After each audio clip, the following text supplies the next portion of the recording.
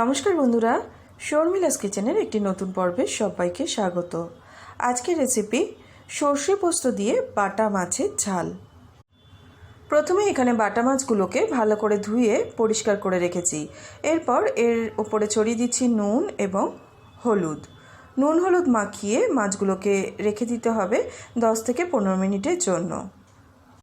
এখানে আমি 1 টিস্পুন কালো সর্ষে, 1 টিস্পুন সাদা সর্ষে আর 2 টিস্পুন পোস্ত, 7-8টা কাঁচা লঙ্কা সামান্য নুন দিয়ে বেটে রেখেছি। এরপর এর মধ্যে দিয়ে দিচ্ছি 2 টেবিল স্পুন টক দই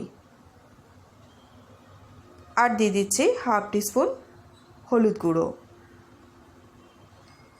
সামান্য নুন দিয়ে সর্ষে পোস্তটা বেটেছি, আরও একটু নুন এর মধ্যে দিয়ে দিলাম। দিয়ে সব কিছুকে খুব ভালো করে মিশিয়ে নিতে হবে। মাছগুলো ভাজবার জন্য কড়াইতে সর্ষের তেল দিয়ে দিয়েছি। তেলটা ভালো করে গরম হয়ে গেলে মাছগুলোকে দিয়ে এপিট ওপিট উল্টে পাল্টে মাছগুলোকে ভেজে তেল থেকে তুলে নিতে হবে। এরপর ওই তেলের মধ্যে দিয়ে দিচ্ছি 1/4 টিস্পুন কালো জিরে ফোড়ন। যে মশলাটা তৈরি করে রেখেছিলাম মশলাটাকে দিয়ে দিলাম। মশলার বাটি ধুয়ে সামান্য একটু জল দিয়ে দিলাম। দিচ্ছি 2টো কাঁচা লঙ্কা। এরপর মশলাটাকে খুব ভালো করে কষিয়ে নিতে হবে। মশলা কষাতে কষাতেই এখানে আমি দিয়ে দিচ্ছি সামান্য একটু চিনি। যেহেতু এখানে সর্ষে আছে, টক দই আছে, তাই টেস্টটা ব্যালেন্স করবার জন্য একটু চিনি দিলাম। 3-4 মিনিট মশলাটাকে কষিয়ে নেওয়ার পর এরপর 1 কাপ জল দিয়ে দিলাম। ভেজে রাখা মাছগুলোকে দিয়ে দিচ্ছি।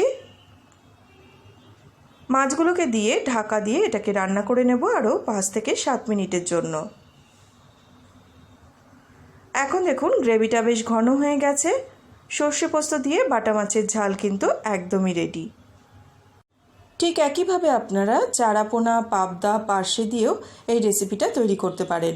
রেসিপিটি আপনাদের কেমন লাগলো অবশ্যই কিন্তু আমাকে জানাবেন। ভালো লাগলে একটা লাইক করে ভিডিওটি শেয়ার করে দেবেন এবং আমার চ্যানেলটি যদি এখনও সাবস্ক্রাইব না করে থাকেন তাহলে প্লিজ সাবস্ক্রাইব করে পাশে থাকা বেল আইকনটি প্রেস করে দেবেন। আজ এই পর্যন্ত বন্ধুরা, দেখা হবে নতুন কোনো রেসিপি নিয়ে। সবাই খুব ভালো থাকবেন, সুস্থ থাকবেন।